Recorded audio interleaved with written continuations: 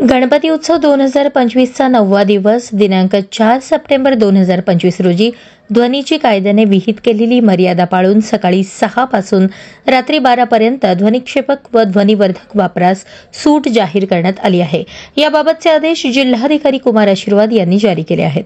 सोलापूर जिल्ह्यात गणपती उत्सवावेळी सुशोभीकरण व देखावे मोठ्या प्रमाणात नागरिकांकरता दाखवण्यात येतात। यामध्ये समाज प्रबोधनात्मक कार्यक्रमांचे देखावे आदींचे आयोजन करण्यात आलेले असते। सदरचे देखावे पाहण्यासाठी शेवटच्या 3 दिवसात नागरिकांची गर्दी मोठ्या प्रमाणात होत असते।